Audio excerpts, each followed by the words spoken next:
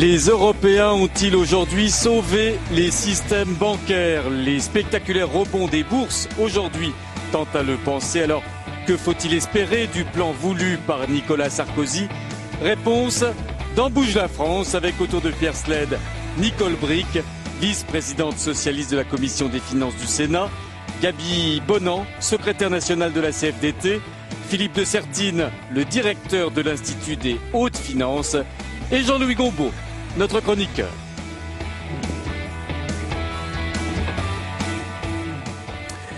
Bonsoir à tous, on va effectivement parler beaucoup de la crise tout au long de cette émission et de ce plan. Est-ce que c'est un plan miracle justement? Bonsoir à tous les quatre, on va commencer avec vous et comme on est très pédagogique dans cette émission et que c'est pas tous les jours qu'on débloque 360 milliards d'euros, on va commencer avec Jean-Louis pour nous expliquer un petit peu comment ça va fonctionner ce déblocage. Alors d'abord bien comprendre qu'il s'insère dans une stratégie européenne. Chaque pays a annoncé, pratiquement tous les pays des 15 ont annoncé leur plan de sauvetage des banques aujourd'hui, qui suivait même le G7 du Fonds monétaire international, dont une résolution a été: nous ne laisserons pas tomber une seule banque à caractère systémique. Le plan français qui s'inscrit, qui est à peu près qui prend la même figure que ceux des autres pays membres européens, se décompose en deux parties. Une première, c'est la constitution d'une société financière de participation d'État qui sera chargée de prendre des participations dans des banques qui seront en difficulté. Il sera doté d'un fonds de l'ordre de 40 milliards d'euros. Et puis plus compliqué à comprendre, cette structure qui consistera à lever des fonds jusqu'à 320 milliards d'euros, afin de réanimer le marché interbancaire aujourd'hui paralysé parce que les banques se méfient les unes des autres. Donc, elle sera chargée de collecter des fonds, de les prêter aux banques qui en ont besoin, qui ne pourraient pas en avoir auprès de leurs consoeurs et concurrentes. Évidemment, ce seront des prêts qu'on ira chercher sur les marchés des capitaux et qui seront prêtés, non pas donnés, aux banques qui cherchent de l'argent. Il n'est pas précisé à quel taux les crédits accordés à ces banques qui recherchent des fonds sur le marché interbancaire sera accordé. Voilà donc les deux principes fondamentaux du mécanisme qui nous a été exposé aujourd'hui. Nicole Bricq, est-ce que vous pensez que c'est une réponse adaptée à tout ce qui s'est passé depuis plusieurs semaines et notamment depuis ces derniers jours où on était tous très inquiets? Il fallait agir dans l'urgence. Et moi, je reconnais quand même une certaine paternité à Gordon Brown dans ce plan qui a été présenté par le président français et qui nous a donné quand même à beaucoup, en tout cas à moi, je le dis, membre du Parti socialiste, une certaine fierté et d'être française et d'être européenne. Donc c'est très important de l'avoir fait parce que on peut dire qu'on pouvait peut-être le faire plus tôt, mais les conditions politiques, on a bien vu, étaient pas réunies. Les Allemands étaient très réticents. Bon, à partir du moment où les Allemands ont dit oui, l'affaire s'est débloquée. Et je voudrais insister sur un point, c'est que le moment était bien choisi parce que, dans un terme un peu technique, je crois que les marchés boursiers étaient arrivés à ce qu'on appelle le point de capitulation, c'est-à-dire le moment où, pour certaines sociétés françaises et européennes, leur valeur immobilière était supérieure à leur valeur boursière. Donc c'était quasiment une faillite. Donc je pense qu'il fallait le faire. Maintenant, sur les dispositions de ce plan d'action concerté, et qui nous seront soumises dans une loi de finances rectificative. Je crois que le Sénat se prononcera mercredi matin. Et vous prononcerez comment? Une fois qu'on a dit ce que je viens de dire, il y a un certain nombre de problèmes. Parce que quand on regarde les plans des autres pays, et notamment en termes de contrepartie demandée aux établissements bancaires et assurantiels et financiers qui viendraient chercher des fonds publics, que ce soit sous forme de garantie par une société et par une autre société, puisque c'est le système français, concernant la recapitalisation. Je trouve que les contreparties demandées par le gouvernement français, le président de la République a parlé d'éthique. Moi, j'ai écouté Madame Lagarde. et je trouve que elle s'en remet à un code de bonne conduite concernant les rémunérations, les parachutes dorés. Oui. Et alors que quand on regarde notamment la solution anglaise et même la solution allemande, elle est beaucoup plus contraignante pour les dirigeants d'entreprise, et puis la contrepartie pour l'économie réelle. Et je trouve qu'elle ne figure pas, à savoir qu'il faudra trouver que ces établissements qui auront des fonds publics s'engagent très fermement en termes de crédit aux ménages et de crédit aux entreprises. On va parler sur le fond. Juste, je voulais que vous répondiez à cette question, parce qu'on a vu dans le journal de Saveria Roget que Jean-Pierre Bel disait on va se réunir, on va regarder, oui, parce que on a bien compris que ce soit les députés ou les sénateurs, le PS ne va pas voter contre ce plan. Maintenant, on ne sait pas si vous allez pour autant voter pour. Votre sentiment personnel. Je vous dis, quand on regarde le service après-vente qu'ont fourni M. Woerth et Mme Lagarde, M. Woerth a dit que ça ne coûterait pas un sou aux contribuables. Que bon, moi j'observe quand même que le plan allemand prévoit tout de suite sur les centaines de milliards la mise en réserve. S'ils étaient appelés, parce que c'est virtuel tout ça, mais ils peuvent être appelés. Les pouvoirs publics peuvent être appelés. La mise en réserve à hauteur de 5% de la garantie engagée. Le ministre du budget n'en parle pas. Alors je ne vois pas comment on peut éviter cela. Et je ne vois pas comment, in fine, le contribuable, d'une manière ou d'une autre, parce que derrière il y a l'économie réelle. Et derrière, il y a, une fois qu'on a passé l'urgence, il manque quand même une espèce de plan de relance concerté pour aider aux investissements privés et publics à l'échelle européenne et à l'échelle française. Alors Philippe Dessertine, justement, comment vont être répartis ces 360 milliards d'euros ? On a bien fait la différence tout à l'heure, à mon avis, qui est vraiment très très importante à comprendre, c'est-à-dire vous avez déjà 40 milliards. En fait, il y avait les deux besoins vraiment du système bancaire. Braun est un ancien financier ou un financier et il a vraiment perçu en fait quel était le besoin, c'est-à-dire une recapitalisation des banques du fait de leurs pertes. Donc les 40 milliards vont servir à recapitaliser, si nécessaire. Et peut-être, évidemment, un jour, y aura-t-il une rallonge si besoin également. Et d'autre part, cette ligne de garantie pour permettre la liquidité dans le système. C'est-à-dire, ce que l'on veut, c'est que le système recommence à fonctionner. Et je pense qu'en effet, aujourd'hui, on n'est pas dans les réflexions, les détails, à voir comment les choses vont fonctionner. Il faut absolument réanimer le secteur financier, qui est le cœur même du système économique. C'est-à-dire, lorsque l'argent ne circule pas, l'économie en elle-même est totalement bloquée. Et nous étions vraiment au bord du risque de voir l'économie s'arrêter, vraiment s'arrêter, puisqu'il n'y avait plus d'argent disponible. Mais est-ce que pour autant on est sauvé là? Non, bien sûr que non. Là, le problème, c'est qu'on a réanimé, je dirais, l'économie mondiale qui devenait un très grand malade et qui était en train de perdre connaissance réellement. La chute des marchés était en train de représenter... On a relancé la stimulation cardiaque. Voilà, exactement. On a donné, il fallait donner absolument cette impulsion, et c'est pour ça qu'évidemment, les discussions ou savoir ergoter s'il faut ou s'il faut pas, etc. De toute façon, là, il n'y a pas le choix.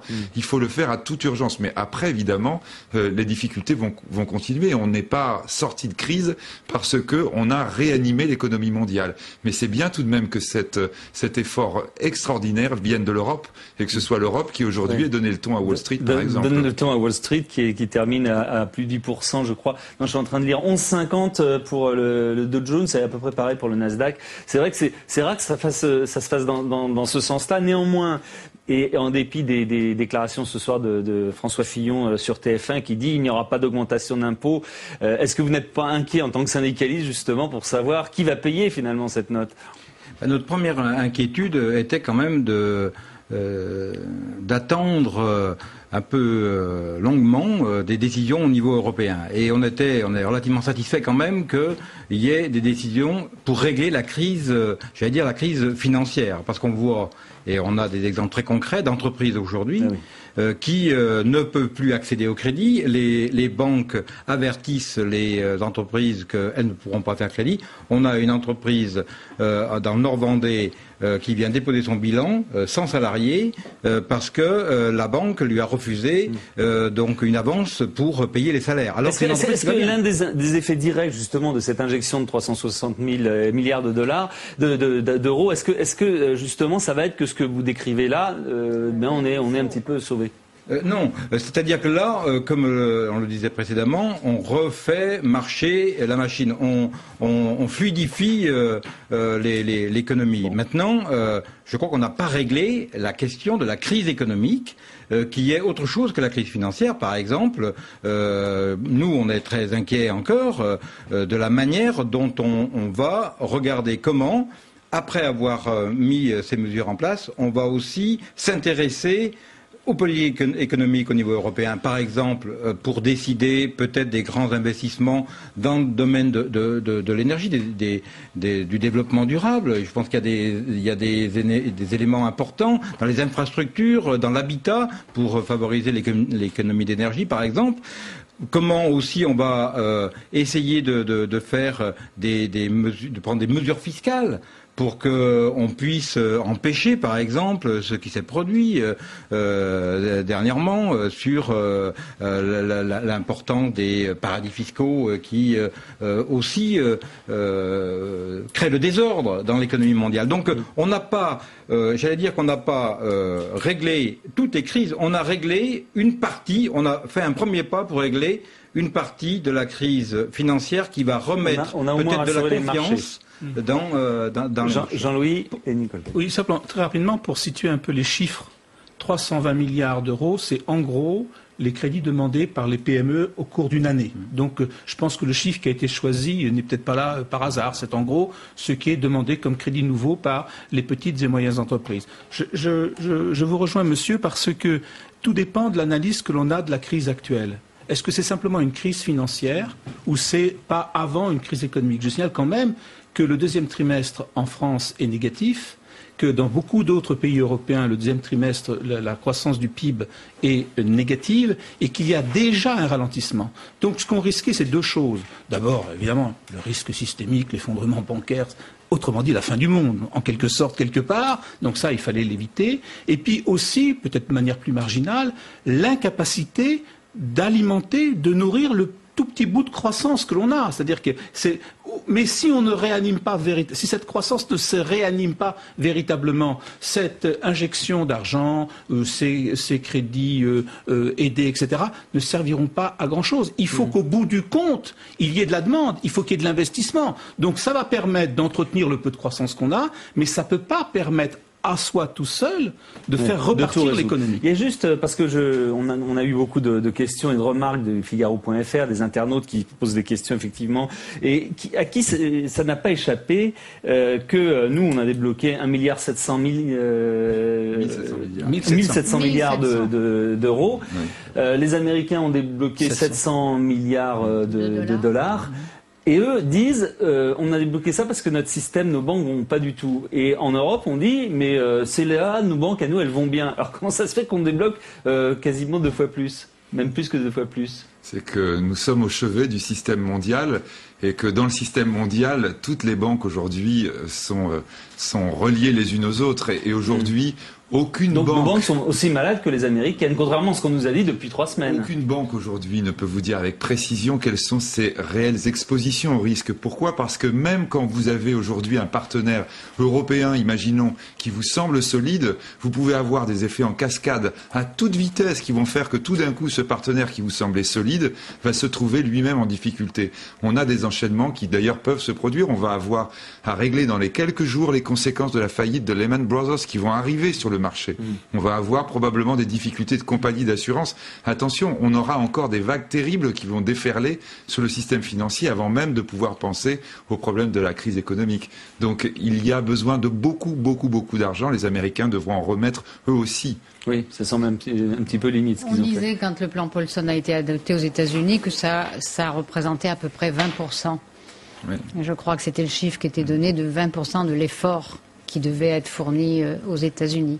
Mais je pense que ça amène aussi, il y a le problème de l'économie réelle. Moi, j'y suis très sensible parce que la Commission européenne a revu ses prévisions de croissance pour 2009. Elle les a diminuées de moitié.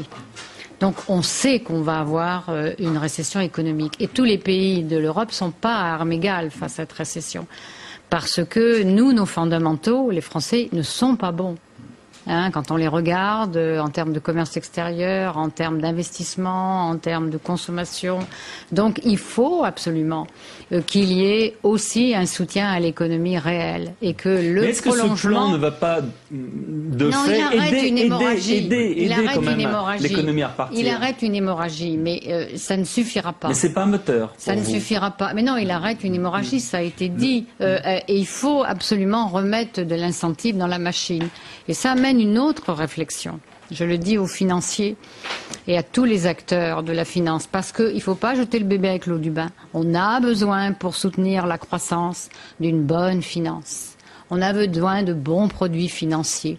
Et là, on est certainement à la fin d'un schéma économique, parce que la finance, c'est aussi l'économie. Il faut non seulement des nouvelles règles, mais il faut que les produits financiers soient tournés vers le soutien à l'économie et non pas vers la bulle, comme ils ont été dans la dernière période, parce que c'est quand même de là que c'est parti. C'est pas la financiarisation qui est le problème, c'est les produits financiers. Ça veut dire, pour rebondir là-dessus, ça veut dire qu'il faut aussi qu'on profite de cette crise pour édicter effectivement de nouvelles mesures, pour faire un pas de plus dans l'Europe, aussi dans la coordination de nos politiques économiques et aussi dans l'harmonisation des réglementations bancaires et des réglementations financières. Et ce que je voulais dire aussi, c'est que ce soutien à l'économie réelle, il est absolument indispensable parce que là encore, je crois qu'on a essayé de refaire, de fluidifier le système. Si on prend l'exemple d'un corps humain, le sang éventuellement va recirculer, il faut espérer. Mais par contre, il faut maintenant alimenter les moteurs de la croissance. Et les moteurs de la croissance chez nous, effectivement, c'était la consommation, on le sait bien. On a un système productif qui n'est pas forcément au mieux que par rapport à la demande mondiale qui s'exerce. Notre économie n'est pas bien placée. Ça veut dire aussi que là, donc, il y aura des investissements à faire dans des nouveaux créneaux, mais c'est pas peut-être pour tout de suite, mais il faudra aussi soutenir l'emploi parce que de fait il y aura des situations difficiles et de ce point de vue-là, je pense qu'il y aura à revoir, nous, de notre point de vue, à revoir des politiques budgétaires. On ne peut pas aujourd'hui faire en sorte que le budget de l'État soit en baisse par rapport au budget de l'État, d'ailleurs, le budget 2009 qu'il va falloir aussi revoir, parce que maintenant il est quasiment caduc. Le budget de l'emploi doit augmenter, on peut pas, ou du moins doit être revu pour remettre un peu l'emploi en perspective. Mais tout cela, je pense qu'effectivement on peut l'entendre, mais il faut bien avoir conscience de l'énormité des chiffres dont on parle aujourd'hui. Oui. Quand on parle de 360, 380 milliards d'euros qui vont être investis, ça signifie que clairement, oui, mais donc oui, mais ça veut dire que clairement le potentiel de l'État, la capacité de l'État à intervenir va diminuer de manière considérable. Je crois qu'il faut en avoir conscience. On peut appeler tous les plans qu'on veut aujourd'hui. Les États occidentaux sont en train de s'épuiser pour permettre simplement à l'économie de continuer d'exister. Et donc, il ne faut pas attendre de miracles demain, dans les mois, dans les années qui vont venir, dans la capacité de l'État à relancer quoi que ce soit. Et vous avez remarqué que les taux d'intérêt sur l'OAT a pris 30 points de base rien qu'en 48 heures sur l'OAT à 10 ans français. C'est-à-dire donc quand même qu'un État dise « je mets 360 milliards dans la balance », immédiatement les taux d'intérêt versés pour les obligations publiques ont augmenté. Pas qu'en France, le Bund aussi allemand a augmenté. Une autre réflexion du Figaro.fr, parce que c'est vrai qu'il y a des choses qui sont difficiles à comprendre pour les téléspectateurs. On a un Premier ministre qui, il y a un an, nous disait qu'on avait un pays en faillite et qu'aujourd'hui, on sort 360 milliards d'euros. Donc, ils sortent d'où ? On les emprunte sur les marchés, c'est-à-dire que on était effectivement dans une situation financière qui n'était pas très bonne, on avait un déficit important, on va avoir une dette absolument faramineuse. Je crois qu'il faut bien avoir conscience qu'on vit un événement absolument exceptionnel. Et donc il fallait que l'Europe se mette d'accord pour justement passer ce cap de la dette. Un augment de 35% d'un coup. C'est-à-dire qu'on passe de 1200 milliards et vous en rajoutez 360, j'ai fait une calcul de tête, c'est de l'ordre de 30% d'un coup en 24 heures. Je voudrais simplement dire quand même que le plan européen aux Français est plus finaux que le plan américain. Je crois que c'est... Quelles sont les différences fondamentales? La différence fondamentale, c'est que le plan Paulson disait je rachète des créances, les créances toxiques. Ça voulait dire que soit il les rachetait à bas prix, et auquel cas les banques ça leur rapportait rien, soit il les achetait à un prix très élevé, et auquel cas les contribuables américains supportaient le rachat et n'avaient aucune contrepartie. La différence, c'est ici au moins les États prennent des actions, vous voyez, deviennent propriétaires des banques et pourront revendre un jour. Ce qui a été dit aujourd'hui d'ailleurs par la ministre de l'économie, c'est-à-dire que peut-être un jour, quand les choses seront un peu mieux, on aura la possibilité de récupérer un peu d'argent. Dans le plan Paulson, il n'y avait aucune possibilité de récupération de l'argent pour le contribuable, ce qui était quand même une différence fondamentale. Très bien, merci beaucoup pour ces premiers débats. On va parler de la bourse maintenant, évidemment, parce que vous avez vu quel rebond aujourd'hui, plus de 11%. C'était pas arrivé depuis 20 ans au moins. Jean-Pierre Gaillard. Journaliste, chroniqueur, observateur, Jean-Pierre Gaillard fut aussi le visage du Palais Brognard, un visage tantôt souriant, tantôt maussade, bref, un visage à l'image des marchés boursiers. Jean-Pierre Gaillard ce soir sur le plateau de Bouge la France.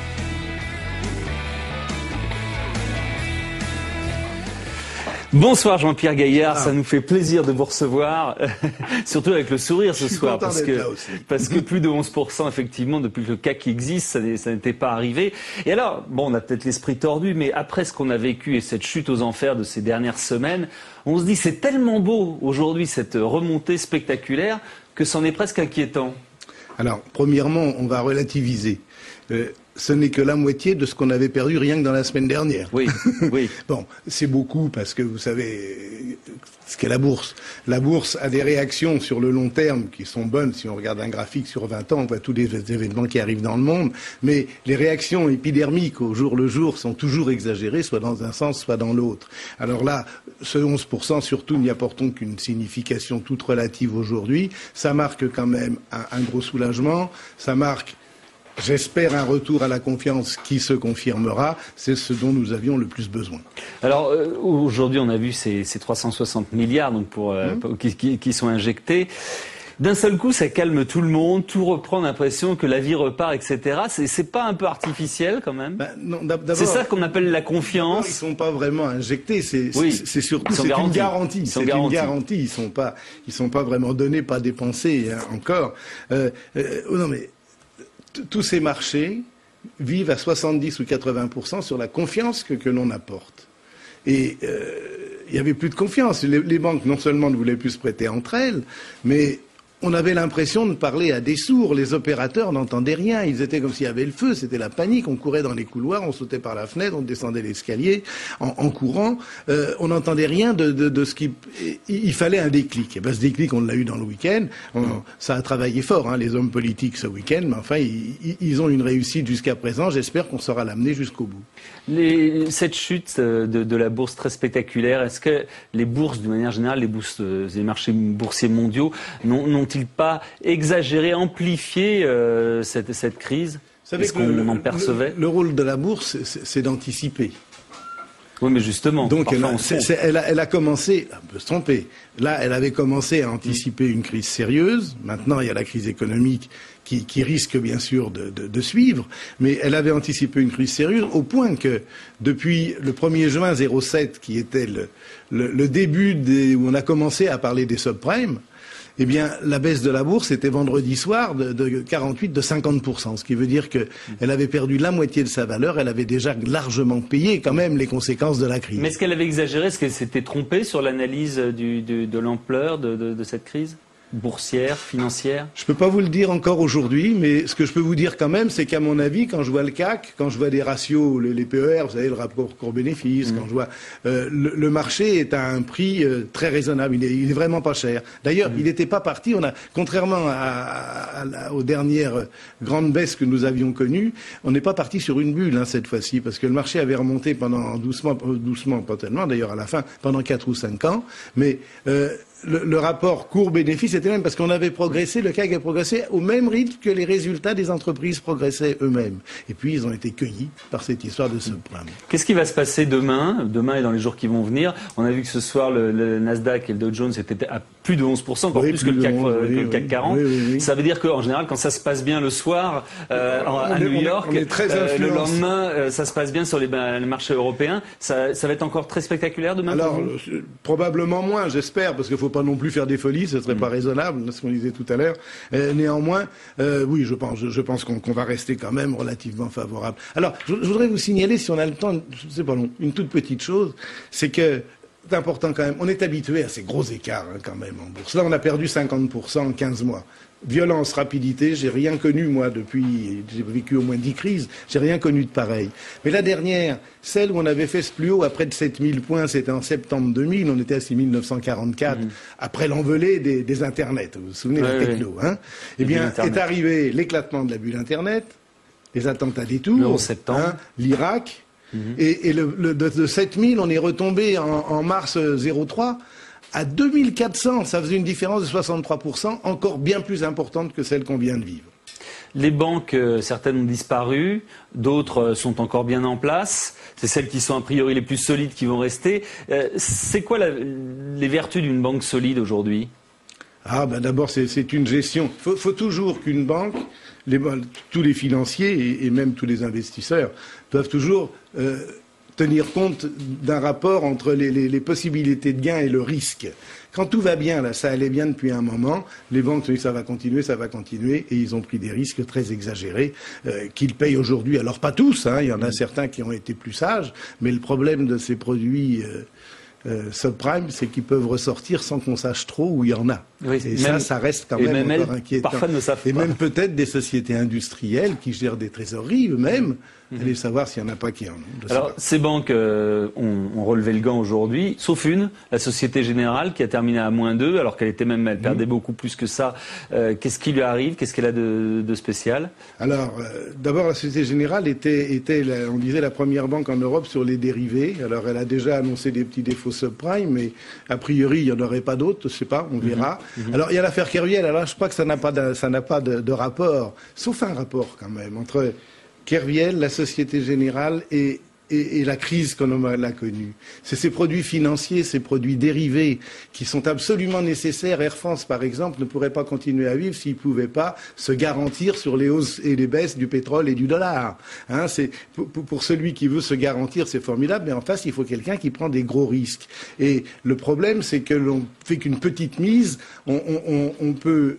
Avec une petite mise, oui, on peut risquer justement énormément et avoir donc des décalages énormes. Et la régulation, je crois qu'elle devrait se faire à ce sens-là. Et quand je dis que ça se rapproche avec Kerviel, un homme, bon, je fais pas le procès de Kerviel parce que d'abord je le connais pas. Moi, et puis il n'y en a pas qu'un, sûrement des Kerviel. Voilà. Mais qu'on puisse arriver à faire ça, c'est à cause de ces produits dérivés. Mais Kerviel justement, est-ce que c'est un stigmate du monde tel qu'il est aujourd'hui? Des produits financiers très risqués tels qu'on les a et qui sont peut-être mal contrôlés. Oui, au même titre que la crise. Et ce marché, il a des raisons de se ressaisir, de changer ses règles? Je vous dis, oui. Est-ce que tout le monde sera d'accord pour les changer? Parce que c'est bien beau de dire on va dicter de nouvelles règles, mais... Oui, mais voilà, on veut réguler. Bon, il y a des choses qui sont déjà très régulées, il y a des pays où c'est plus ou moins régulé. On sait que les États-Unis n'avaient aucune régulation pour le crédit. Un môme de 17 ans, il avait déjà sa carte de crédit.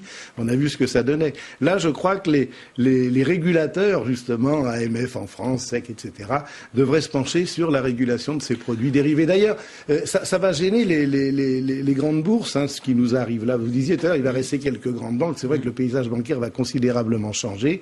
Il y aura moins de valeur à côté sur les grands marchés boursiers. Celles qui disparaissent vont disparaître. On a réglé, provisoirement, mais enfin apporté une réponse à la crise financière avec ce plan.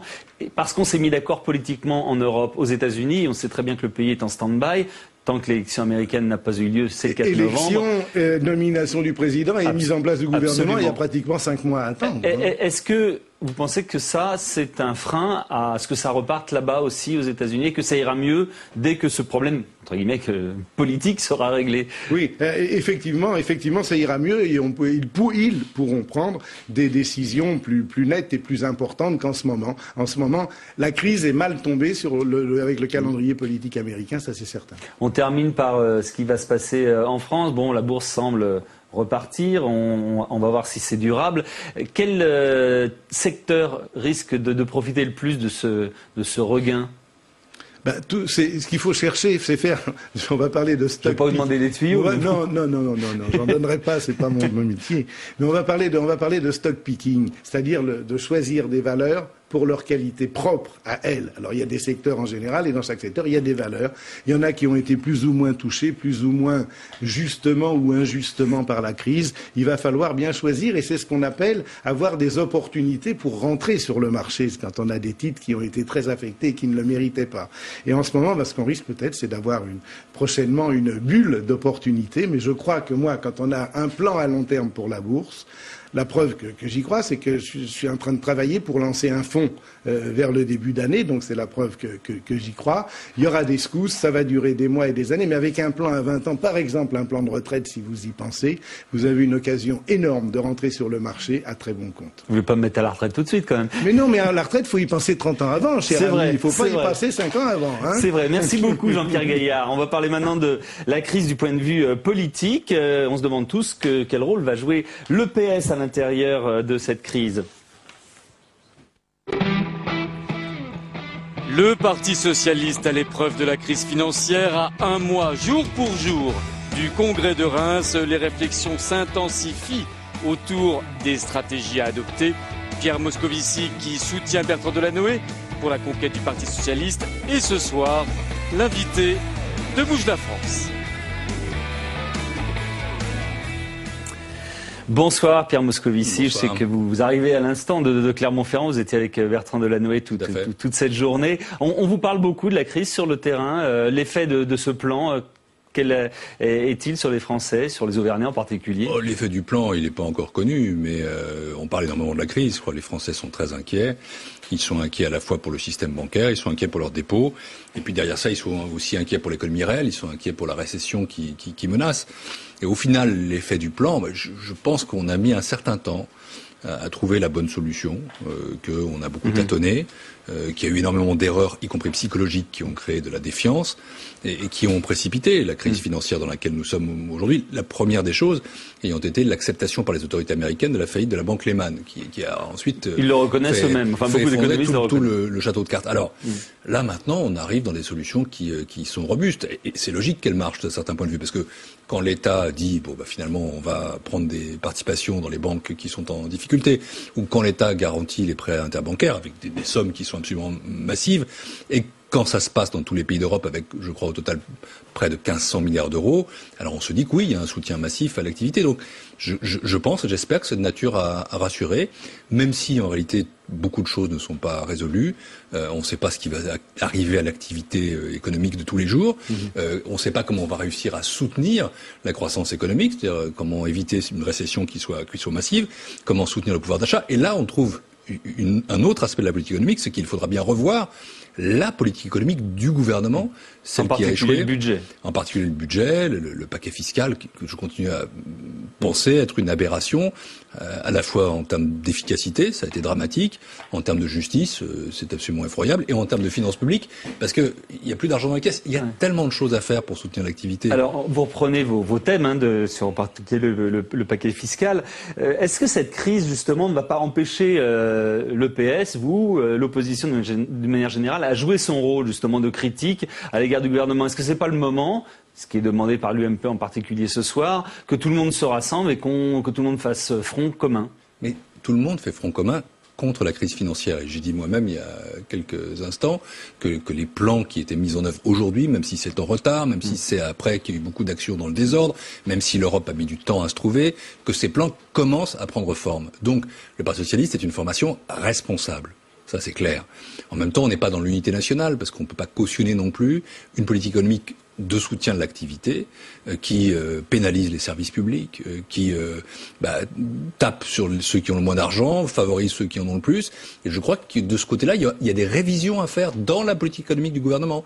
Le paquet fiscal, il est plus absurde que jamais parce que quand on se trouve dans une situation comme celle-ci où la dette publique va exploser, franchement, s'imposer 15 milliards de charges qui ne rapportent rien, qui coûtent extrêmement cher, et qui ne permettent pas de redéployer l'argent sur l'innovation, sur l'investissement, sur la recherche, sur ce qui crée les emplois de demain, aussi pour protéger contre les délocalisations et autres, pour refaire une politique industrielle, je crois qu'il faut changer de priorité de la politique économique nationale. Mais demain, ne pas se contenter des milliards et des milliards et des centaines de milliards qu'on injecte pour sauver le système financier. Pensez aussi à l'activité, pensez aux services publics, pensez à la défense du pouvoir d'achat. Mais demain, ce n'est pas sur le paquet fiscal que vous allez devoir vous prononcer, mais sur justement ce plan de relance. Alors on a cru comprendre que le Parti socialiste ne serait pas opposé, oui. Mais on ne sait pas encore s'il va voter franchement pour. On va examiner les choses un peu dans le détail. Il y a quand même un certain nombre de questions qui se posent. Ça va se faire dans la journée de demain. Je vais en prendre une. On vote pas un projet de loi dans la journée. Demain, on a un débat à l'Assemblée nationale qui est un débat sur les résultats du Conseil économique et financier de dimanche. C'est-à-dire, c'est moi qui serai l'orateur du groupe socialiste. Donc, je vois un peu de quoi il s'agit. On ne nous demande pas de voter la confiance ou la défiance. C'est pas de ça dont il s'agit. Il faut examiner les choses. Je vais prendre un exemple. On nous dit, on va prendre des prises de participation dans le capital des banques en difficulté. Pour combien de temps ? Comment l'État va-t-il jouer son rôle d'actionnaire ? Est-ce qu'il va conserver ensuite une part de contrôle ? Est-ce que ces banques seront soumises à un code d'éthique ? Est-ce qu'elles vont pouvoir distribuer des dividendes ou pas ? Toutes ces questions-là sont des questions aujourd'hui irrésolues. Bon, on va pas s'opposer à ça parce qu'encore une fois, il fallait et il faut sauver le système financier. Et je le dis moi-même, nous devons être un parti responsable. Unité nationale autour d'une politique économique qui a échoué, non. Responsabilité nationale pour sauver les banques, pour sauver l'argent des déposants. Et puis j'espère demain pour soutenir l'activité, oui, responsabilité. Et vous allez essayer de chercher à savoir qui va payer finalement l'addition. François Fillon disait ce soir qu'il n'y aura pas d'augmentation d'impôts, mais n'empêche qu'il va falloir quand même un moment donné payer. Il y a une interrogation très forte là-dessus, et je pense qu'une bonne façon, c'est pour ça que quand on parle du paquet fiscal, on n'est pas déconnecté. Une bonne façon pour qu'il n'y ait pas d'augmentation d'impôts, c'est de retrouver des marges de manœuvre budgétaires. Et je crois qu'il faut le faire absolument. Pourquoi s'enferrer, pourquoi s'entêter dans quelque chose qui a échoué, qui a créé de la défiance et pas de la confiance, et qui a pénalisé les services publics, le pouvoir d'achat? Je crois qu'il faut que le gouvernement, qui a déjà changé de politique en matière financière, soit aussi capable de changer de politique économique pour le bien de la France, dans la situation dans laquelle nous sommes. On va avoir besoin de soutenir l'activité, on va avoir besoin de soutenir notre appareil productif. Il va y avoir un choc. Moi, je suis député du Pays de Montbéliard, je vois revenir ce qui n'existait plus depuis quelques années, le chômage partiel dans l'automobile, parce que les marchés s'effondrent. Il faut soutenir le pouvoir d'achat, il faut soutenir les services publics, il faut aider les collectivités locales qui sont aussi dans la difficulté à ce moment donné, alors qu'on rogne sur les subventions, sur les dotations qui leur sont accordées. L'examen du budget 2009, c'est le 20 octobre, je crois. Oui. Vous allez demander à ce qu'on revoie tout ça, parce que les calculs sont sur des bases qui ne sont plus les mêmes, et qu'en ce moment, qu'entre-temps, il y a eu une crise majeure financière. C'est vrai qu'il y a un problème non pas de sincérité, mais de vérité des prévisions. C'est-à-dire que le budget, il a déjà été rabaissé considérablement à la baisse. On est vraiment aujourd'hui à 1%, je crois, de prévision de croissance. Malheureusement, ça risque d'être encore irréaliste. Je crois qu'il faut faire la vérité, et à partir de la vérité, prendre les mesures qui permettent à la fois d'avoir une gestion saine des finances publiques et en même temps de soutenir l'activité. C'est ça qui est en cause. Et je crois que le gouvernement, puisqu'il parle d'unité nationale, il ferait bien d'écouter aussi ce que lui dit l'opposition. Mais je prends l'exemple du système de garantie des prêts interbancaires. Nous parlons de ça, nous, depuis 2 semaines. Qu'a fait la droite? Et donc il faut arrêter de considérer qu'il y a un président de la République qui fait tout, qui sait tout, etc., etc. Alors que oui, mais si on écoute l'opposition, on entend aussi parfois que des personnes comme Martine Aubry reconnaissent le travail du président de la République. En l'occurrence, est-ce que c'est votre cas aussi? Et je vais le répéter pour la 3e fois, que je considère que nous sommes en train d'arriver à des solutions qui ont leur pertinence, même si elles sont tardives, et même si avant de crier unité nationale, on aurait bien fait. Je parlais également sur la réunification de l'Europe, sur le fait d'avoir trouvé une solution européenne, de l'avoir trouvée avant les États-Unis. Je vais vous. Il y a 8 jours, 10 jours, quand Nicolas Sarkozy a invité 4 pays à Paris, tout le monde s'était boubi en disant que c'était fantastique. Moi, j'ai dit non. J'ai dit que c'était pas fantastique parce que pourquoi ces 4-là et pas d'autres? Et puis il fallait directement travailler avec les 15 de l'Eurogroupe plus la Grande-Bretagne. Et puis demain, après-demain, il y aura un sommet européen avec tous les Européens. Je pense qu'on a perdu 10 jours. Donc, si vous voulez, oui, c'est vrai que c'est bien de réunifier l'Europe, mais avant de la réunifier, Il aurait fallu penser à l'unifier. Nicolas Sarkozy aurait dû se comporter d'emblée comme le président du Conseil européen et non pas comme un chef d'État qui préfère parler avec quelques homologues avec lesquels d'ailleurs il ne s'est pas mis d'emblée d'accord, même si sa responsabilité n'est pas seule engagée. Madame Merkel, notamment avec l'Allemagne, a joué exceptionnellement un rôle très égoïste, oui, très centré sur les intérêts allemands, pas assez européen avant de faire des concessions. Il fallait sans doute du temps. Venons-en maintenant au PS et au congrès du PS. Certains à l'intérieur de votre parti demandent à ce qu'on repousse un petit peu ce congrès. Alors est-ce que c'est à cause de la crise actuelle, des perturbations ? Est-ce que vous faites partie de cela ou c'est peut-être parce qu'eux-mêmes ne sentent pas que ce congrès se passe exactement comme ils le voudraient, qu'ils ne préservent pas leurs intérêts, je ne sais pas quoi. Écoutez, moi ce que je crois, c'est qu'il faut adapter le congrès. Moi j'étais avec Bertrand Lanoé cet après-midi à Clermont, vous l'avez dit, il faut parler justement de la crise financière, il faut parler de la façon de soutenir l'activité économique en France, il faut parler du pouvoir d'achat, il faut recentrer le Congrès sur la question d'aujourd'hui. Oui, ce qui préoccupe les socialistes, comme ce qui préoccupe les Français, comme ce qui préoccupe les citoyens de gauche, c'est comment on se sort de cette situation-là, et c'est vrai que nos motions, pour le coup, elles sont parfois un peu décalées.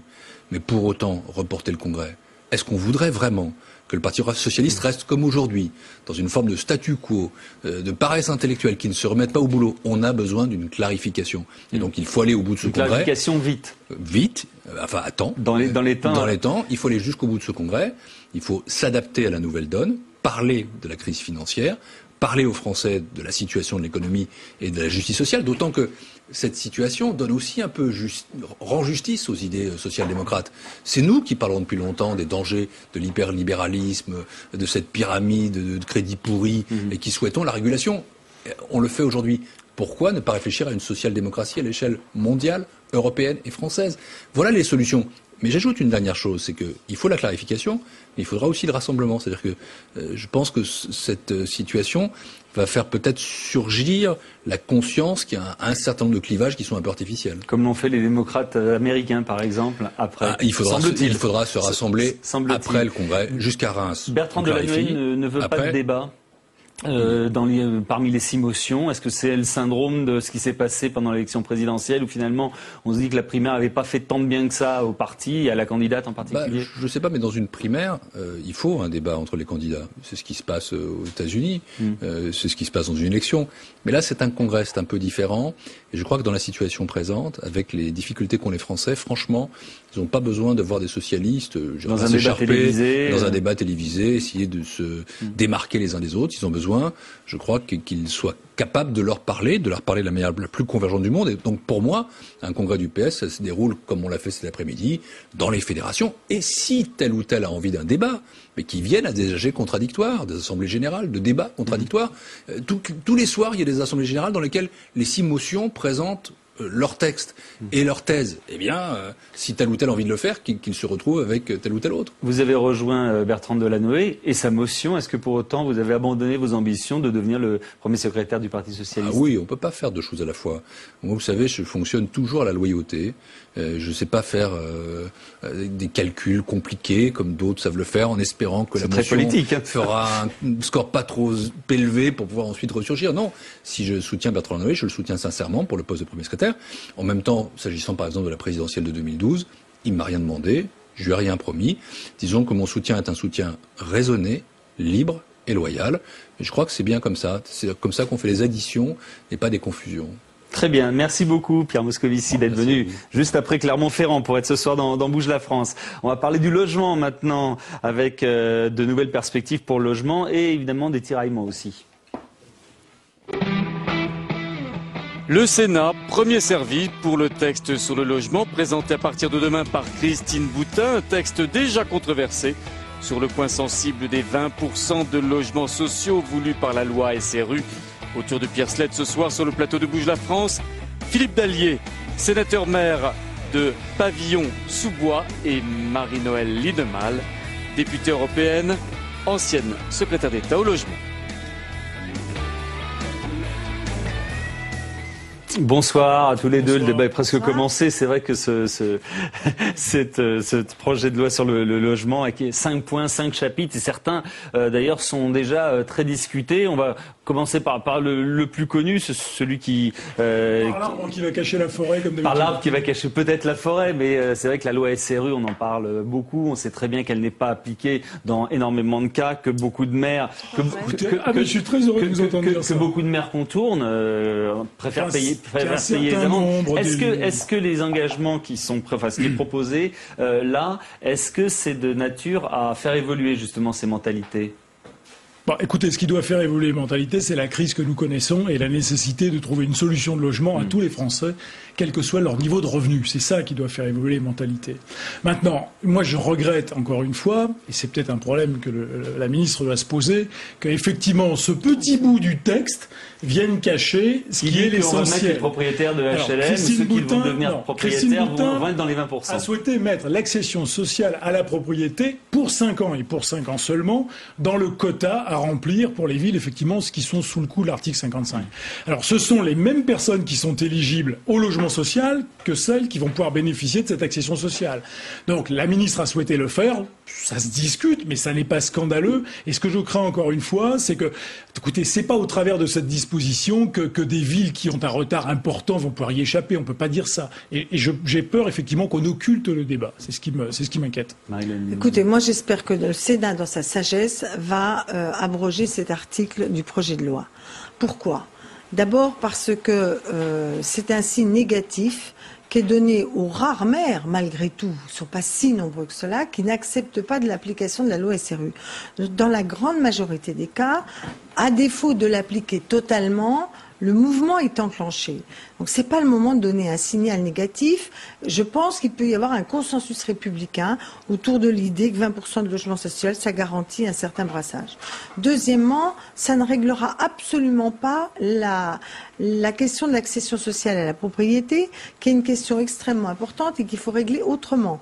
Il faut rendre accessible, donc pour les ménages, par exemple, autour de 3-4 SMIC, 2-3-4 SMIC, qui aujourd'hui, notamment pour moins de 3 SMIC, sont plombés en matière d'accession sociale, et pas seulement depuis l'histoire des crédits. On a ce mouvement depuis la hausse des prix des années 2000. Donc ça ne règle pas l'accession à la propriété, ça donne un signal négatif pour les maires qui devraient, au lieu de jouer la montre, accélérer pour les mauvais élèves. Et puis, il y avait un mouvement... Fallait pas renforcer les sanctions, par exemple ? Les sanctions, si elles étaient bien appliquées, avec rigueur par les préfets, peut-être qu'il fallait durcir, mais il y a des outils utilisables. Le problème, c'est que les préfets veulent pas toujours affronter les maires qui sont pas des bons élèves. Voilà. Donc moi, je souhaite que cette question soit renvoyée dans le placard, car si on veut dire qu'on veut mettre un taux de logements sociaux en tenant compte de l'accession. Mais il ne faut pas mettre 20%, parce que la masse des Français qui, dans chaque commune, correspondent à des critères de revenus de logement social, c'est 60% des Français qui sont éligibles. Mais même encore, donc, c'est vrai mettons avec l'accession, même encore qu'on n'en soit qu'à 50, donc les 20%, ils avaient été calculés pour que ce soit le locatif social. Bon, moi je le dis d'autant plus, je suis convaincue de la nécessité des parcours résidentiels, la possibilité d'accéder, etc. Mais franchement, ça ne règle rien des problèmes et ça réouvre la boîte de Pandore. Ceci étant dit, dans le texte de loi de Christine Boutin, il y a des dispositions, et ça serait bien qu'on en discute, qui vont permettre, c'est le pass foncier, effectivement, dans le collectif, qui doivent permettre, effectivement, à des familles modestes d'accéder à la propriété, avec le même dispositif qui avait été mis en place pour ce qu'on appelait les maisons à 15 €, etc. C'est-à-dire, d'abord, on achète la partie construite et après, on dissocie le terrain de l'habitation elle-même. Et donc, Christine Boutin, dans ce texte de loi, introduit la même disposition pour les appartements. Donc ça, c'est intéressant et ça va effectivement en direction des ménages les plus modestes qui ne pouvaient pas ou plus accéder à la propriété parce que les prix se sont envolés sur 25 ans. Et parce que les taux d'intérêt sont envolés. Justement, le pass foncier, moi je suis plutôt pour regarder comment ça marche. J'ai pas d'obstacle contre. Eh bien voilà au moins une bonne nouvelle. La chose qui est ennuyeuse dans le pass foncier, il y en a plusieurs. La première, c'est que ça allonge l'endettement des familles. Qu'on le veuille ou non. Ben oui, mais pour des familles modestes, c'est bien certain que sur 15 ans, c'est pas possible. Non, mais il n'en demeure pas moins que c'est un problème parce qu'on le voit, l'instabilité des couples, l'instabilité sociale, et dans les temps qui courent, les longs endettements, c'est pas forcément une bonne chose. Mais surtout, ce qui est le point positif du pass foncier, et là on aurait pu le généraliser au lieu de le réserver au pass foncier, c'est la TVA 5,5. La TVA 5,5 dans l'accession sociale sous plafond de ressources, c'est-à-dire pour des gens de trucs, ça c'est une vraie aide pour les familles modestes. Bon, à condition de ne pas le faire au milieu des champs de betteraves, en dehors du développement durable. Mais on a une TVA 5,5 dans le pass foncier. Alors voilà, l'intérêt c'est pour ça que je vous dis que je ne suis pas fermée au pass foncier. Je dis le côté négatif, c'est l'endettement qui risque d'être allongé. Le côté positif, c'est la TVA 5,5. Et puis il y a un blocage technique auquel il faut que vous soyez attentifs, les parlementaires français, puisque nous en Europe on ne légère pas là-dessus, c'est qu'il est demandé aux collectivités locales d'intervenir. De contribuer financièrement. Or, vous le savez bien, une partie des collectivités ne peuvent pas le faire. Il y en a qui ne veulent pas, mais il y en a qui ne peuvent pas. Je partage votre avis. Donc il faut faire très attention à ce qu'il n'y ait pas ces blocages-là. Mais bon, moi je suis plutôt pour jouer la carte du pass foncier. J'aimerais mieux TVA 5,5 sous plafond de ressources dans les zones urbanisées. Écoutez, voilà au moins une bonne nouvelle, un point sur lequel on est d'accord. Maintenant, il faut aussi voir que ce texte de loi arrive dans un contexte international très difficile et un contexte budgétaire, il faut aussi le dire, pour la France très difficile. Et donc, il y a des mesures fiscales dans ce texte, il y en a peu, donc cette TVA à 5,5 dans des cas particuliers. Généraliser cette TVA à 5,5, un certain nombre de professionnels du secteur le réclamaient. La difficulté aussi, c'est que de diminuer encore les recettes fiscales de l'État en un moment où la crise se fait très dure, eh bien ça devient très difficile. Ça devient très difficile. Oui, on peut dire effectivement qu'un logement construit génère La réalité, c'est que si vous le ciblez bien socialement et géographiquement, vous n'allez pas avoir explosé la demande.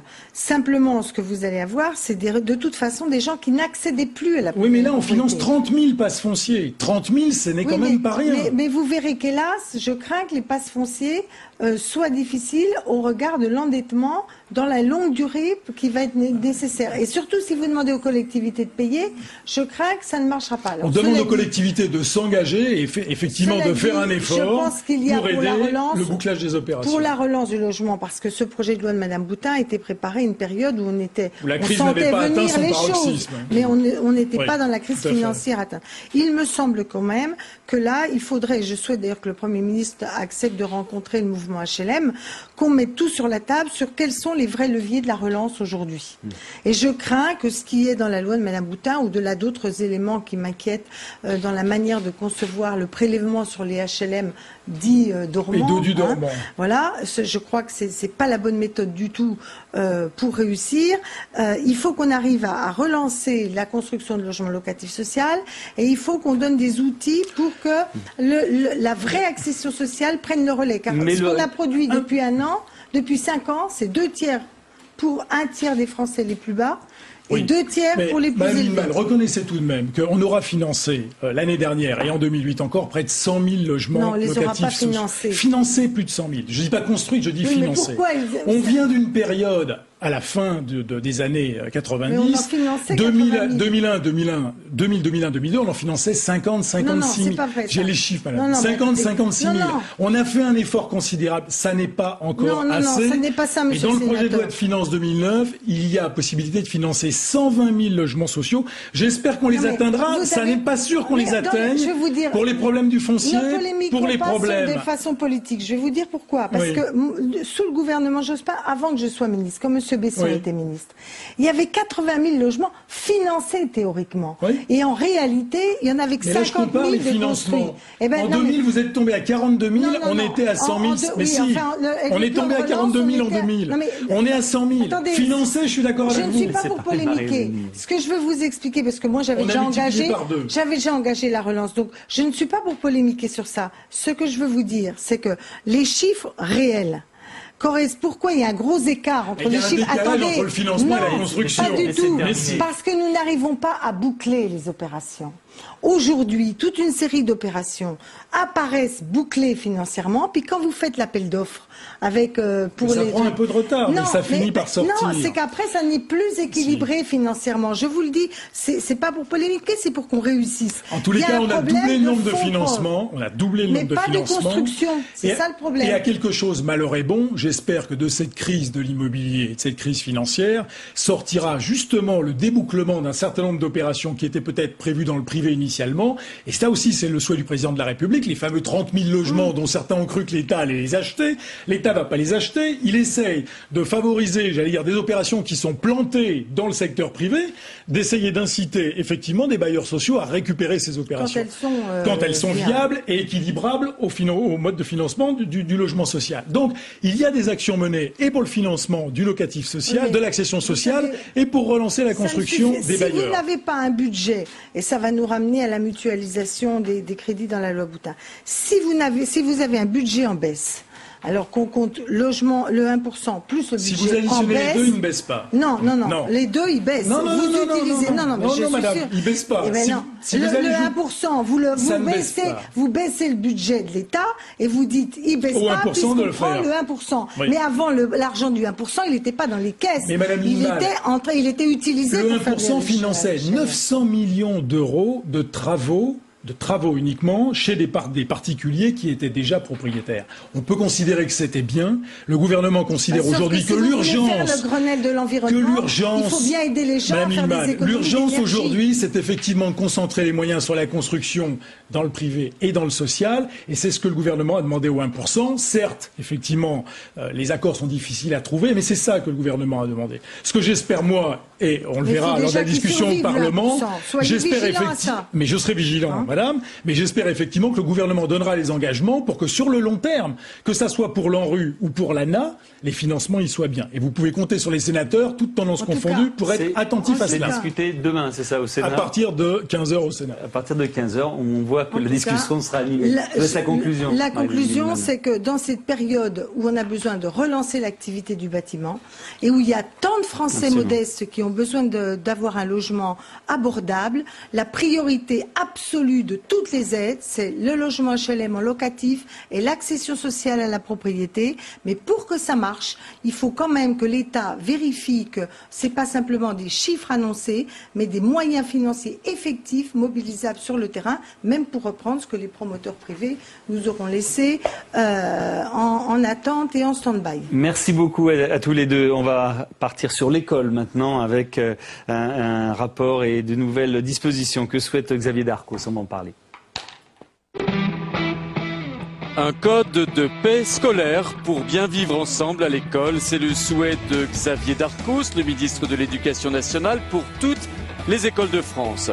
Le magistrat Laurent Huette est chargé de rédiger ces nouvelles règles de vie scolaire. Il est sur le plateau de Bouge la France. À ses côtés, Guy Trézallet. Il représente le syndicat FSU.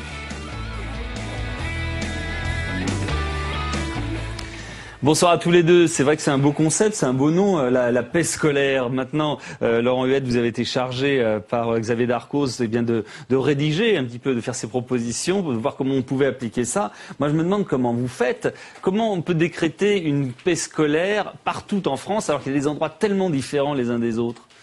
Oui, tout à fait. Sauf que le propre d'une règle équitable, c'est d'être celle qui s'applique à tout le monde de la même façon. Alors il y a vu ce code que effectivement M. Darcos m'a chargé de piloter, de coordonner, parti du constat qu'il y a une profonde hétérogénéité dans les modes de réponse disciplinaire.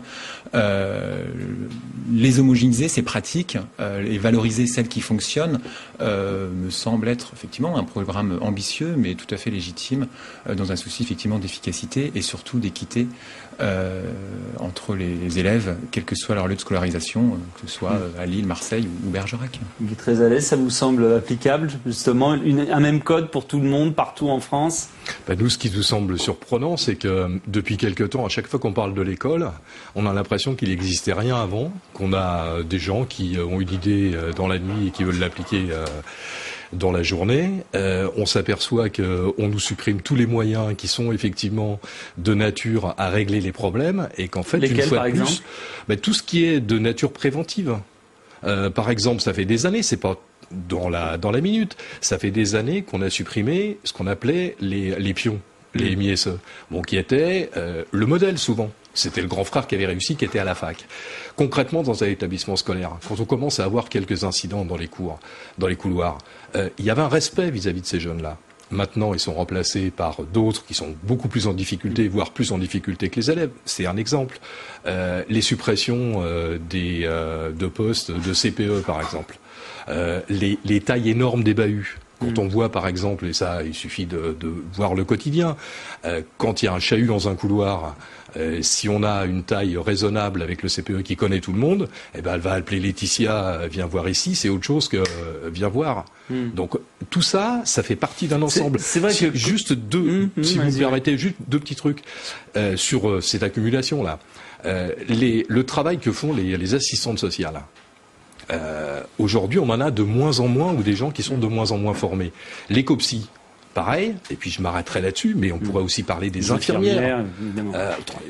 En Seine-Saint-Denis, il y en a un quart des postes qui ne sont pas couverts. Donc on avait cette matière pour avoir une réponse éducative, et aujourd'hui on a l'impression que on fait... comme malheureusement souvent en ce moment, on amuse la galerie. Ouais. Si je puis me permettre de rebondir sur une idée qui a été émise, c'est que on part pas du postulat, enfin le projet que j'anime ne part pas du postulat qu'il ne se passait rien avant et que c'est une création ex nihilo. C'est justement parce qu'il y a une multitude d'idées intéressantes sur l'ensemble du territoire national qu'il convient de les valoriser et de les institutionnaliser, de les encadrer et comme je le disais tout à l'heure, de les homogénéer au niveau du... Alors quand vous parlez d'encadrement justement, c'est vrai que ce code, alors qu'on soit d'accord ou pas, qu'on le juge applicable ou pas, il nécessite évidemment une mise en place et du personnel. Comment vous allez faire alors qu'on sait très bien qu'il manque de ce point de vue-là du monde? Alors ça, c'est une question sur laquelle effectivement je ne prononcerai pas cette question effectivement du personnel. Ce que je peux vous dire, c'est que ces idées, ces pratiques sur lesquelles je reviendrai éventuellement tout à l'heure existent. Et lorsqu'elles existent dans les établissements, elles ont toujours pu se mettre en œuvre. Donc en partant de ce postulat, si on les homogénise, si on les étend sur l'ensemble du territoire, aucune raison ne pourrait engendrer leur échec. Alors maintenant on rentre dans le fond du projet. Xavier Darcos avait émis une idée, avancé une idée de qui casse rembourse. C'est une idée qu'on est tous capables de comprendre, mais ce qu'on a du mal à saisir, c'est savoir comment, par quel schéma ça va passer, qui va prendre la décision, qui jugera que c'est un tel qui a cassé, qui ira prélever les fonds pour rembourser. Comment ça va se passer? Alors, je ne vais pas rentrer dans les détails très techniques, mais ce que je peux vous dire, c'est qu'effectivement, ce principe de celui qui casse, pardonnez-moi, paye, c'est pas nouveau, c'est pas révolutionnaire, ça existe depuis 2 siècles. C'est le Code civil, le Code Napoléon. Les parents sont responsables civilement, pécuniairement, des dommages perpétrés par leurs enfants. Ce qu'il faut savoir, c'est qu'aujourd'hui, lorsqu'un élève commet un acte de dégradation volontaire, donc je parle de vandalisme, alors qu'on sait que c'est lui. Le problème de la preuve est autre, bien évidemment, si on est certain d'imputer cette dégradation. Alors qu'on sait que tel élève a dégradé volontairement, a fait œuvre de vandalisme, c'est l'établissement scolaire qui se charge de payer les réparations. C'est pas forcément équitable. Donc l'idée, c'est tout simplement de mettre en œuvre ce principe classique de responsabilisation. Et dans ce cas-là, selon l'âge de l'enfant, on va voir les parents, on leur dit voilà, votre fils a cassé ça, oui, il faut payer. Juridiquement, pas de difficulté. Le chef d'établissement est ordonnateur des dépenses. Il peut émettre un titre pour recouvrer une créance. Alors l'idée, c'est pas d'envoyer les huissiers chez les parents. L'idée, c'est parallèlement éventuellement à des sanctions disciplinaires, c'est que de ne pas laisser se répandre ce sentiment d'impunité qu'on peut dégrader. Voilà, on ne dégrade pas à l'extérieur de l'enceinte scolaire. Il est quand même très paradoxal que finalement dans l'enceinte scolaire, on puisse dégrader en toute impunité. Je crois que tout le monde sera d'accord pour penser qu'il ne faut pas laisser le sentiment d'impunité. Mais en même temps, on a du mal à imaginer comment on va faire pour aller chez les parents, débarquer chez les parents, leur dire voilà, le petit, il a cassé 5 baies vitrées, il y en a pour 3500 €. On ne va pas aller chez les parents, c'est un titre exécutoire qu'on enverra éventuellement en fonction des capacités contributives. Oui, tout à fait. Guy Trézalé. Non, mais moi, il y a 2 ou 3 choses qui me font bondir. D'abord, je peux pas laisser dire qu'on casse à l'école et on casse pas à l'extérieur. C'est pas vrai. L'école, c'est pas un monde à part, c'est pas une bulle. On est effectivement dans une société qui est de plus en plus compliquée, avec une crise sociale qui est lourde. Donc, nous, on est désolés. Là, on a affaire à des mesures qui sont purement démagogiques, pour pas dire populistes. On va effectivement... vous l'avez fait dans votre présentation. C'est vrai que ça peut paraître le bon sens. Sauf qu'il y a 2 éléments quand même. La plupart du temps, c'est des phénomènes de groupe. Bon, il faut s'identifier, c'est le mal-être à l'école qui est malheureusement d'ailleurs de plus en plus organisé. On disait hors antenne là tout à l'heure, le gros problème c'est qu'on n'a jamais su traiter la difficulté scolaire depuis quelques années autrement qu'en enlevant des savoirs et en enlevant des matières à ceux qui au contraire en ont le plus besoin. Et là on crée des sentiments de mal-être et d'injustice, et donc ces phénomènes de bande dont je parlais, il est très rare d'avoir... heureusement, ça arrive, mais il est très rare d'avoir un cas particulier, comme vous l'avez dit, aussi clair, où il a cassé. Voilà. Juste pour terminer sur ce point, il y a quand même aussi quelque chose. On l'a vu ailleurs d'ailleurs. On l'a vu sur l'absentéisme scolaire quand il était question de retirer les allocations aux familles les plus pauvres. Donc là, on est en train de culpabiliser les familles, de les enfoncer encore un peu plus, et on n'a pas de réflexion sur une responsabilité collective, mais on a l'individualisation des parcours, et c'est ça qui est problématique aussi. Je voulais aborder, on peut parler que de ça, du deuxième principe qui est le travail d'intérêt collectif à l'intérieur de l'école pour punir les élèves ou pour les faire entre guillemets rembourser ce qu'ils n'ont pas fait. On va les faire travailler, mais qu'est-ce qu'on va leur enseigner? Comment ça va se passer? Voilà, alors je pense... Petite parenthèse que je vais fermer très rapidement. Je ne pense pas que les mesures que je propose à M. Darcos soient populistes ou démagogiques. Enfin, je vous laisse l'opportunité de ses propos. Là, pour répondre précisément à votre question, actuellement, dans les modes de réponse disciplinaire, il y a l'avertissement ou le blâme, et ensuite on passe directement à l'exclusion, qu'elle soit temporaire ou définitive. Oui. Et vous, ce que vous dites, c'est que exclure un élève, c'est au contraire ne pas l'intégrer en marge de l'espace scolaire, et ça doit rester résiduel, exceptionnel, marginal. Alors parfois, effectivement, on ne peut pas en faire l'économie. L'idée, c'est de prononcer à l'encontre de l'élève qui a transgressé le règlement intérieur des mesures qu'on peut considérer comme d'exclusion-inclusion, c'est-à-dire qu'il est exclu éventuellement de sa classe, s'il ne peut pas rester puisqu'il a transgressé le règlement intérieur, mais on le garde dans l'enceinte scolaire avec à charge qui le garde, parce qu'on en revient au point de départ. Tout à fait. Il faut du personnel pour ça. Je termine. Je vous expliquer, monsieur Sad, à charge pour lui, effectivement, d'accomplir des mesures de réparation si l'acte est réparable. Exemple, mesure de gradation, on peut le réparer avec toutes les précautions en termes de sécurité, bien évidemment, et mesure de compensation si l'acte n'est pas réparable. Alors, même réponse que tout à l'heure. Là encore, on n'invente rien, c'est une valorisation des bonnes pratiques qui existent dans une multitude d'établissements qu'on a recensés. Ça s'est mis en œuvre. Il y a des personnels qui effectivement sont chargés d'encadrer. Alors on parlait des surveillants, des personnels éducatifs, enfin, de la communauté éducative au sens large. Ça s'est mis en œuvre lorsque ces pratiques ont été assurées dans les établissements pour lesquels on a recensé ces pratiques. C'était rendu effectif et ça fonctionnait très bien. D'accord. Et les décisions qui sont prises, est-ce que ça ne fait pas doublon avec celles que doivent prendre le Conseil de discipline en particulier? Ces décisions, que ce soit l'avertissement ou blâme, ou maintenant de mesures d'utilité collective, seront prises effectivement soit par le chef d'établissement seul, soit par une commission disciplinaire qui sera plus réactive, plus souple qu'un conseil de discipline, ou le conseil de discipline, éventuellement, qui est une institution qui fonctionne et qui... Moi, ce qui me gêne là-dedans, c'est que, encore une fois, et on vient de faire la démonstration, c'est pas vous que je mets en cause, hein, encore une fois, on a complètement oublié de s'adresser aux organisations syndicales, comme si les organisations syndicales, c'était là simplement pour faire la grève et faire des manifs. Mais vous serez consulté. Nous, on a des réflexions. Moi, je suis tout à fait favorable aux réflexions individuelles. Mais encore une fois, je pense que la réflexion collective est largement supérieure. Moi, ce qui me gêne dans ce que vous dites, c'est qu'il y a plein de choses qui existent déjà. Tout à fait. On passe pas, comme vous venez de le dire, dans chaque établissement scolaire, du blâme au conseil de discipline. Ce que vous proposez, qui existe, Boissineau, le recteur Boissineau l'a mis en place sur l'académie de Versailles, d'autres l'ont fait aussi sur l'académie de Créteil, ça existe. Il y a effectivement des structures un peu plus souples qui permettent d'éviter le conseil de discipline. Mais elle n'existe pas partout. Mais là, on n'aura certainement pas le temps de tout aborder, mais il y a des mesures qui sont dangereuses. Parce que, encore une fois, j'ai l'impression qu'on a demandé... Alors, l'angle d'attaque, l'éclairage d'un magistrat, on en a besoin, comme on a besoin effectivement de travailler avec des éducateurs, avec d'autres, on a besoin de partager. Mais en même temps, il ne peut pas remplacer l'existant. Et aujourd'hui, ce qu'on voit, c'est que quand vous proposez, et ça c'est aux magistrats que je m'adresse, quand vous proposez d'avoir une réponse la plus rapide possible, moi j'ai peur, parce que la justice expéditive, excusez-moi, mais c'est une justice de classe. Moi j'ai peur de ça. On n'a plus le droit. Un conseil de discipline c'est lourd, on est d'accord. Mais en même temps, Ça permet, il y a une mesure conservatoire où quand les dégâts, parce que là aussi il faudra regarder de quel acte on parle. Et dans 80% quand on les des met cas, à l'extérieur, discipline se termine par une décision définitive. Alors ça, je suis d'accord avec vous, ça pose un problème. Mais on n'est pas obligé de tout jeter là. On va clore quand même la discussion. Je sais que vous allez avoir l'occasion de vous revoir, puisque je pense que vous allez rencontrer effectivement.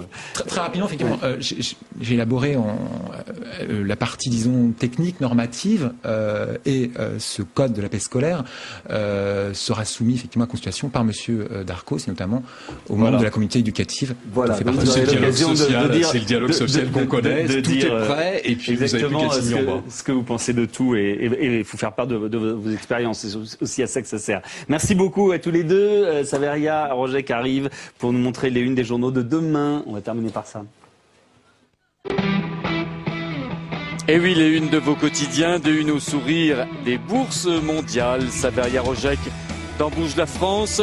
C'est l'heure, tout de suite, de la revue de presse.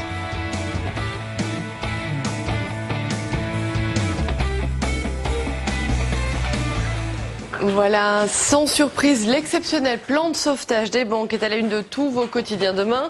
Pour Libération, c'est un casse à 1700 milliards, 1700, soit le montant des plans européens cumulés. Le Figaro souligne l'euphorie des bourses après ce plan.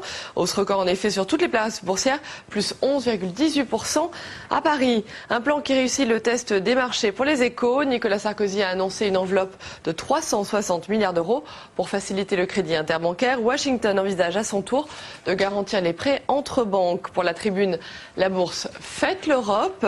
Face à la crise, l'Union sacrée européenne fonctionne. Conséquence, les marchés clôturent sur des hausses historiques. Et on termine avec le Dauphiné libéré et cette image de courtier tout sourire devant le spectaculaire retournement des marchés. Le Dauphiné qui rappelle que ces records ont un coût, 360 milliards pour la France. Voilà. Merci Saveria. Il faut dire au revoir très rapidement. On salue encore Cérène Rousseau, la réalisatrice, Pierre-Henri Gergonne, le rédacteur en chef de cette émission et voix. Et puis Oriane Mancini, Xavier Lalu et Marie Billon qui ont préparé tout cela. On se retrouve demain avec Saveria et tout le monde. Au revoir Saveria, au revoir à tous.